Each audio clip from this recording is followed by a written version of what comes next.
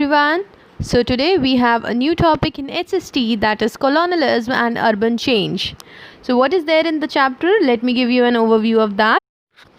In the 19th and 20th centuries, most parts of Western world modern cities emerged with industrialization.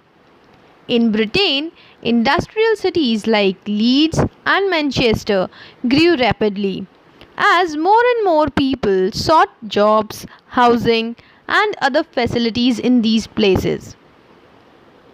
However, unlike Europe, Indian cities did not expand as rapidly in the 19th century. In the late 18th century, Calcutta, Bombay, and Madras rose in importance as presidency cities. At the same time, a host of similar cities declined. Many towns manufacturing specialized goods declined due to drop in the demand for what they produced. With the establishment of British rule in India, many old towns and cities that were once flourishing centers of trade and commerce declined. The centers of regional power collapsed when local rulers were defeated by the British and new centers of administration emerged. This process is described as deurbanization. Cities such as Surat and Machilipatnam were deurbanized during the 19th century. By the early 20th century, only 11% of Indians were living in cities. The decline of large number of urban centers in India during 19th century was primarily due to negative attitude of the British towards the traditional industries of India. Another factor responsible for the decline of urban centers of pre-British period was the introduction of the network of railroads in India. Every railway station became a point of export of raw materials, thus depriving some of the earlier trade centers of their monopoly in trade. Many trading points on the Ganga River, such as Mirzapur, lost their importance. Moreover, the ruin of Indian handicrafts reflected in the ruin of towns and cities which were famous for their manufacturing activities. Yes, students, the introduction of railways and the ruin of Indian handicrafts led to the ruin of towns and cities in our country. The cities were Agra, Surat, Lucknow, Dhaka, Indore, and Tanjore, etc. They all lost their previous glory. Some populous and flourishing industrial centers became depopulated. The decay of traditional industries did not accompany the growth of modern machine industries, as was the case in Britain and Western Europe. Consequently, the ruined handicraftsmen failed to find any alternative employment. Many people couldn't afford to live in the cities, so they shifted to the village, and this led to deurbanization. But what was the growth of towns under colonial rule? Let's see.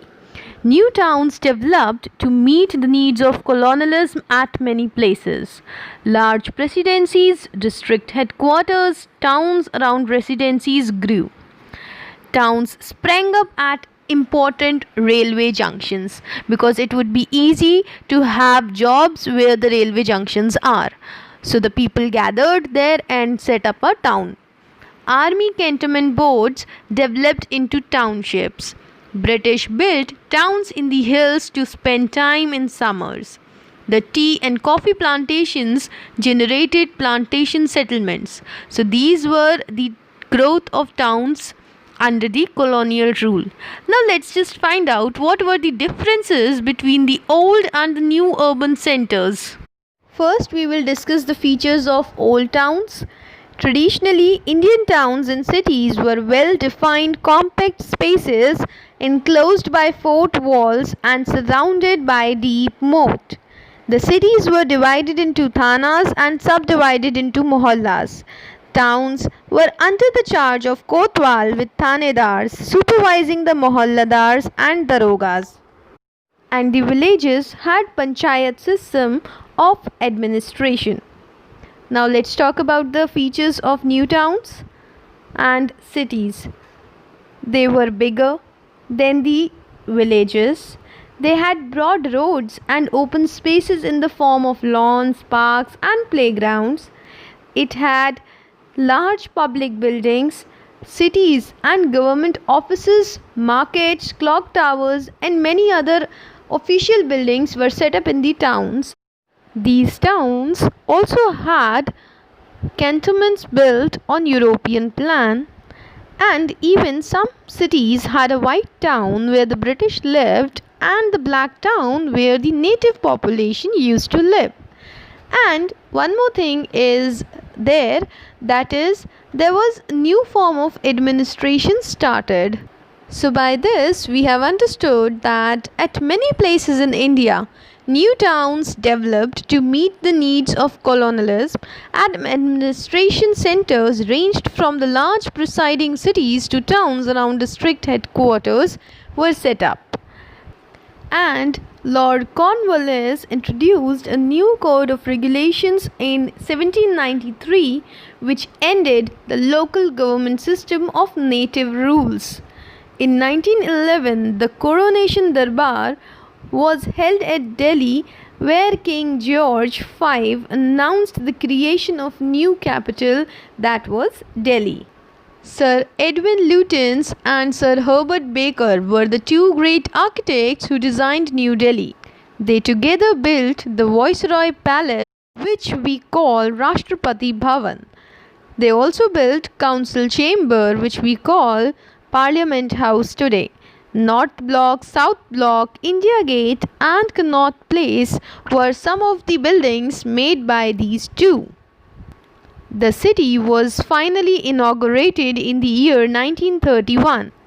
In the recent decades, the city has undergone several changes that have changed its original character. Many old British period buildings have been either demolished or renovated. New commercial and residential buildings have been constructed to cater to the needs of ever increasing population of the city. Heritage lovers are against such modern constructions because they diminish the beauty and historical value of the city. The continuous influx of people from other parts of the country has made Delhi into the commercial capital of the present day India. I hope that the chapter is clear to you. Thank you, students.